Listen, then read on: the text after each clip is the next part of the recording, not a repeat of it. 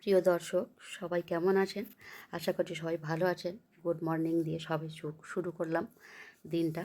তো এই দেখুন, সকালবেলা উঠে আমি ছাদে উঠলাম, উঠে দেখলাম প্রচুর ফুল ফুটে রয়েছে। তো আমি ফুলগুলো তুললাম। মায়ের স্নান করতে ঢুকেছে, মা বেরোলেই তো আমি স্নান করব। তার জন্য তো আমি ভাবলাম তার আগে আমি একটু ফুলগুলো তুলে নিই, তুলে মাকে দিই। তো এই দেখুন, আর হলুদ কালার ফুলগুলো তো খুব ভীষণ পছন্দ আমার। এই দেখুন, আর হোয়াইট কালার ফুলটাও, এই দুটো কালার সব থেকে বেশি পছন্দ। তো যতবারই ছাদে উঠি আমি ফুলগুলো দেখি বারবার, আর আপনাদেরকে অনেকবার দেখিয়েছি আর আবারও দেখালাম। তো খুবই পছন্দের ফুল। তো সবাই কেমন আছেন অবশ্যই জানাবেন। কেমন? আমি তো ভালোই আছি।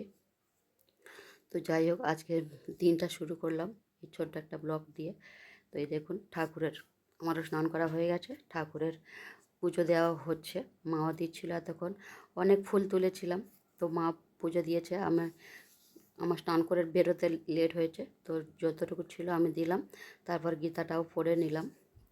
তারপর এসে এই যে ছোলা সিদ্ধ করতে দেব, আর প্রসাদের থেকে বাতাসাগুলো তুলে রাখলাম।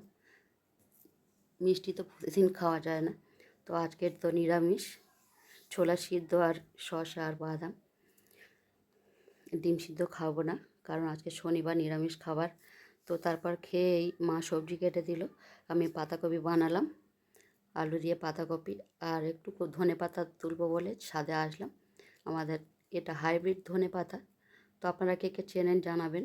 আমাদের গাছ রয়েছে, এই একটা গাছ রয়েছে, এখানে দুটো তিনটে গাছ রয়েছে, আর ওদিকেও এক দুটো গাছ রয়েছে একটা টবেতে, পান গাছের সাথে গাছ রয়েছে ধনে পাতা। তো ওটাও তো পাতাকপিতে দিলে খুবই টেস্টি হয়, আর আমার তো খুবই ভালো লাগে ধনে পাতা। এই দেখুন, পান গাছের সাথে ধনে পাতাও রয়েছে। তো এই দুটো পাতাই তুললাম, এই দুটো পাতাই দেব। দুটো পাতা দিলেই তাতেই হয়ে যাবে। তো এই ছিল আজকে আমার ব্লগ। কেমন লাগলো সবাই জানাবেন। ভালো